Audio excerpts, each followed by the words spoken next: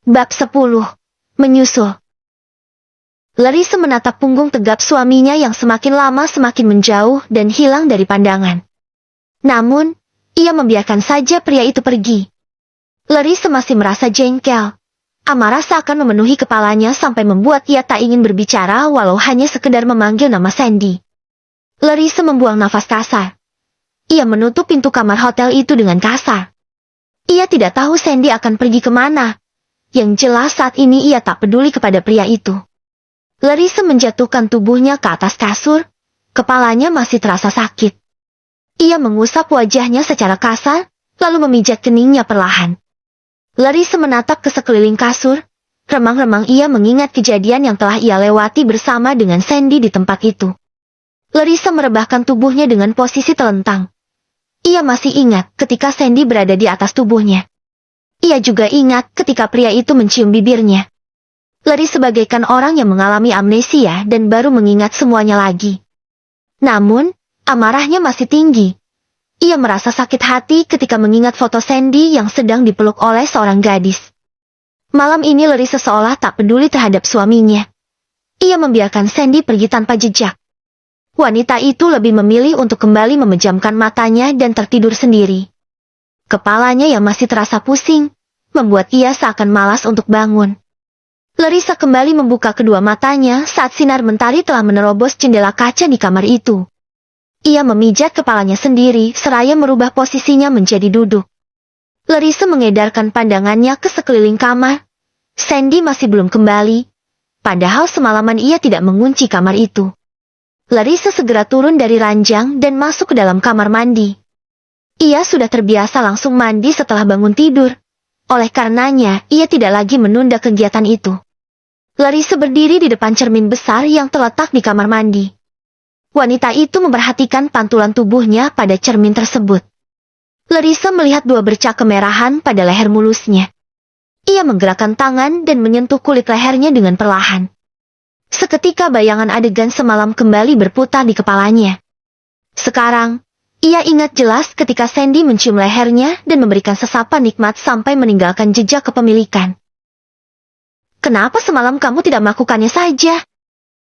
gumam Larissa sambil mengusap-usap tengkuknya sendiri. Entah kenapa, tiba-tiba saja ia ingin merasakan sentuhan itu lagi. Mungkin, rasanya akan lebih nikmat jika ia tidak dalam keadaan mabuk. Larissa mengusap bibirnya sendiri. Ia juga ingat betul ketika Sandy memberikan ciuman panas padanya.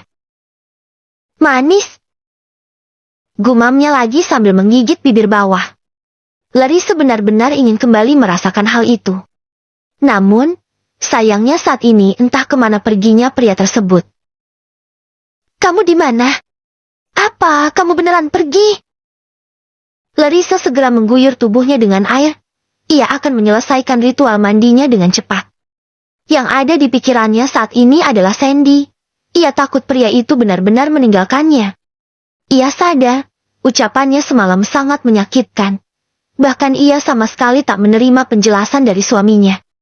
Padahal, Sandy telah memberikan penjelasan yang cukup detail. Namun, Larissa sama sekali tak mempercayainya. Setelah selesai mandi, Larissa langsung mengambil ponselnya. Ia mencoba menghubungi Sandy. Namun nomor ponsel pria itu tidak aktif dan sama sekali tak bisa dihubungi. Seketika Larissa merasa tak karuan. Seandainya semalam ia bisa mendengarkan Sandy secara baik-baik dan bertutur kata dengan baik, pasti pria itu tidak akan sampai meninggalkannya. "Kemana kamu?" gumamnya pelan seraya memasukkan ponsel ke dalam tas. Larissa memutuskan untuk meninggalkan hotel. Ia membawa mobilnya sendiri dan meluncur menuju rumah. Sandy membawa roda empatnya dengan kecepatan tinggi sehingga ia bisa tiba lebih cepat. Wanita itu nampak terburu-buru. Ia turun dari mobilnya dan setengah berlari ke arah garasi. Larissa membuang nafas kasar. Ia menjambak rambutnya pelan saat menyadari motor Sandy sudah tidak ada di sana. Padahal motor itu masih rusak, tapi mungkin Sandy memaksa untuk membawanya. Larissa kembali melangkah. Ia masuk ke dalam rumah yang cukup sepi. Hanya ada beberapa pegawai saja yang sedang mengerjakan tugasnya. Suara pantulan heels dan lantai terdengar menggema di rumah mewah itu yang membuat beberapa pelayan langsung menghampirinya dengan wajah menunduk memberi hormat. Siapa yang melihat Sandy? Maksudnya suami saya. Tanya Larissa dengan cepat kepada beberapa karyawan yang ada di hadapannya. Saya, Nyonya. Seorang wanita parubaya mengangkat tangannya. Kemana dia sekarang? Kapan kamu melihatnya? Tanya Larissa lagi yang terlihat tak sabar. Tadi malam Tuan Sandy pulang ke rumah. Setelah itu keluar lagi. Nyonya. Terang wanita tadi dengan wajah menunduk. Keluar? Apa kamu melihat dia menyalakan motornya? Larissa menatap intens ke arah wanita di hadapannya. Tidak, Nyonya. Tuan Sandy membawa tas ransel sambil mendorong motornya. Agorgi. Larissa mengusap wajahnya secara kasar. Entah kenapa hatinya terasa pilu ketika mendengar itu. Ia tak dapat membayangkan bagaimana Sandy membawa tas ransel sambil mendorong motornya dan entah kemana perginya pria itu. Saya pergi dulu. Larissa kembali berjalan ke arah pintu. Namun, tiba-tiba saja dua orang anak kecil memanggilnya. Mam! Zafar dan Ziva baru saja menuruni anak tangga. Kedua anak itu berlari mengejar langkah ibunya. Sep! Ziv! Kalian sudah bangun, sayang. Larissa merentangkan kedua tangannya lalu menerima pelukan anak-anaknya. Mami, dia di mana? Tanya Ziva secara tiba-tiba. Larissa cukup tercengang ketika mendengar anak bungsunya menanyakan Sandy, padahal mereka baru kenal beberapa waktu lalu. Daddy lagi ada urusan di luar. Sekarang, Mami pergi dulu ya. Mami juga lagi ada urusan. Kalian sarapan aja sama, sus. Ya. Larissa mencium pipi kedua anaknya dengan lembut. Siap, Mami. Tapi nanti kita jalan-jalannya sama Daddy. Sebentar lagi aku libur sekolah. Tutur Zafar. Wajah anak laki-laki itu terlihat penuh harap. Oke, sayang. Mami pergi dulu ya, Bey. Larissa melambaikan tangannya. Ia merasa berat ketika meninggalkan kedua anaknya. Karena semalam ia juga tidak bertemu dengan kedua anak itu. Namun, saat ini ia harus segera pergi. Larissa akan datang ke sebuah tempat. Wanita itu kembali menjalankan mobilnya dengan kecepatan tinggi. Sebelum itu, Larissa kembali mencoba menghubungi Sandy. Namun nomor telepon suaminya masih belum aktif yang membuat Larissa semakin tak karuan. Ia menghentikan mobil mewahnya di depan sebuah kampus. Larissa memperhatikan setiap mahasiswa yang masuk ke dalam tempat itu. Namun, sama sekali ia tak menemukan Sandy. Larissa melihat dua orang pemuda yang membawa motor secara beriringan. Ia segera keluar dari mobil dan mengikuti dua pemuda tadi sampai ke parkiran kampus. Seketika Larissa menjadi pusat perhatian, wanita itu berjalan dengan anggun dalam balutan dress seksi. Wajahnya terlihat cantik, mata sembabnya ia tutupi dengan kacamata hitam. Karena semalam Larissa sempat menangis saat ia melihat foto Sandy bersama dengan Helia. Permisi, bolehkah saya bertanya? Ucapnya yang membuat kedua pemuda tadi yang baru saja turun dari motor langsung menoleh ke arahnya serentak. Buset, ini bidadari dari mana? Tanya Cannon yang cukup terkejut ketika melihat Larissa tiba-tiba ada di belakang mereka. Dari tadi?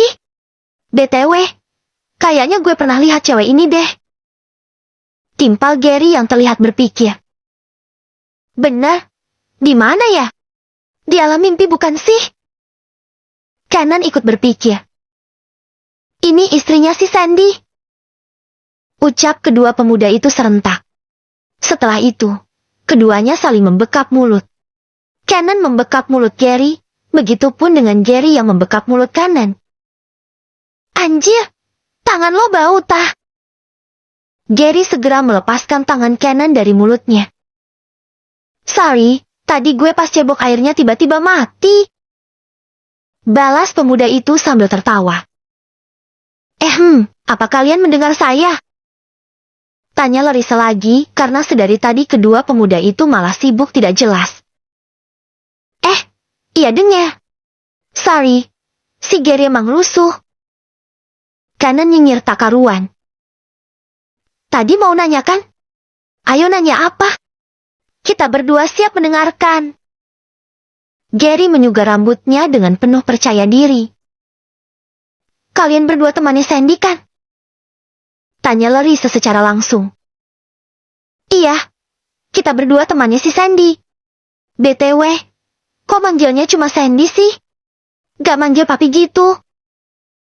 Goda kanan. Baiklah. Langsung saja. Apa kalian tahu sekarang dia di mana?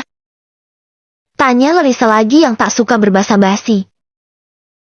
Kasih tahu gak ya? Gary mengusap-usap dagunya. Emang lo tahu si Sandy kemana? Cannon menatap ke arah sahabatnya. Si Sandy balik ke Garut tadi malam. Jawab Gary yang terdengar jelas oleh telinga Larissa. Apa? Pulang ke Garut? Wanita itu terlihat kaget. Yah, jadi bocor deh. Gary mengacak rambutnya sendiri. Kenapa dia bisa sampai pulang ke Garut? Larissa menatap intens ke arah Gary. Kalau itu sih gak tahu. Cuma semalam dia sempat pinjam aki motor aku buat benerin motor dia. Abis itu dia pulang ke Garut. Jelas Gary yang membuat Larissa semakin terkejut. Oh iya, satu lagi. Apa semalam dia juga menghubungi kalian? Sekitar jam 10 malam. Larissa ingat ketika Sandy berusaha menjelaskan kejadian semalam padanya dan pria itu mengatakan kalau dirinya sempat menghubungi dua sahabatnya agar menolong Helia. Iya. Semalam si Sandy nelpon. Dia minta tolong buat bantuin si Helia. Tapi aku lagi sakit. Makanya gak bisa. Akhirnya dia pinjam motorku aja buat nolong si Helia. Waduh. Jangan-jangan kalian berdua bertengkar gara-gara itu. Terus si Sandy sampai minggat. Kacau ini. Cerocos Gary dengan wajah yang mendadak terlihat syok. Dia juga nelpon aku buat minta tolong yang sama. Tapi aku gak bisa karena lagi jagain opah di rumah sakit. Timpal Cannon yang membuat Larissa semakin berpikir bahwa apa yang dikatakan Sandy semalam itu benar. Tolong kasih tahu alamat lengkapnya di Garut. Pinta Larissa dengan cepat. Hatinya tergerak untuk segera menyusul pria itu. Terlebih lagi setelah dirinya mendengar penjelasan teman-temannya Sandy. Larissa Jetty merasa bersalah karena telah melontarkan kata-kata yang tidak enak di telinga suaminya. Lo masih inget gak rumahnya di mana? Tanya Cannon kepada Gary. Kita kan pernah ke sana. Bentar gue ingat-ingat dulu. Gue cek map deh, biar gak salah. Gary segera mengambil ponselnya. Nah, ini alamatnya. Pemuda itu menunjukkan layar ponselnya kepada Larissa. Oke, sebentar saya catat dulu. Wanita itu segera mencatat alamat yang ditunjukkan Gary tadi. Mau nyusul sekarang, Mbak? Tanya Cannon seraya menatap ke arah Larissa. Iya. Jawab wanita itu singkat. Mau ditemenin gak? Aku siap menemani sampai ke ujung samudera pun. Modus woy. Ingat, ini bininya si Sandy. Masa mau lombat juga? Sangkal Gary sambil menyenggol lengan sahabatnya. Terima kasih. Saya pamit dulu. Larissa segera berjalan dengan cepat meninggalkan dua pemuda yang terlihat saling melempar candaan. Larissa masuk ke dalam mobilnya, namun sebelum ia menjalankan roda 4 tersebut, kedua matanya melihat seorang gadis yang baru saja akan masuk ke dalam gerbang kampus. Larissa menatap jeli di dalam mobil. Ia tidak salah lihat. Itu adalah gadis yang semalam memeluk Sandy di dalam kamar. Tiba-tiba saja Larissa merasa panas saat mengingat foto itu. Kenapa aku harus sakit hati? Kenapa aku harus mati-matian menyusul dia? Apa aku mulai? Larissa bermonolog di dalam mobil. Ia bingung dengan perasaannya sendiri, yang jelas ia merasa kehilangan ketika Sandy meninggalkannya. Wanita itu menarik nafas perlahan, lalu membuangnya secara kasar. Larissa mulai menjalankan mobilnya. Ia akan mengikuti rute map pada ponselnya. Ia akan pergi sendiri ke sana tanpa ditemani sopir. Walaupun jarak dari Jakarta ke Garut cukup jauh dan memakan waktu beberapa jam. Larissa langsung menancap gas dan siap menempuh perjalanan jarak jauh. Meskipun sebenarnya ia tidak terbiasa membawa mobil jarak jauh, namun kali ini ia tetap memaksakannya. Entah kenapa hati Larissa tergerak untuk segera menyusul Sandy. Setelah beberapa jam di perjalanan, akhirnya ia tiba di daerah Garut. Namun, Larissa tidak tahu di mana rumah Sandy. Wanita itu menghentikan mobilnya sejenak. Ia menggerakkan kedua tangan serta lehernya yang terasa kaku dan pegal. Mungkin ini baru pertama kalinya Larissa membawa mobil sendiri sampai kurang lebih 4 jam. Terlebih lagi di perjalanan ia jarang berhenti, apalagi beristirahat. Entah apa yang membuatnya memiliki tekad yang kuat sampai datang sendiri ke Garut. Larissa menarik nafas perlahan.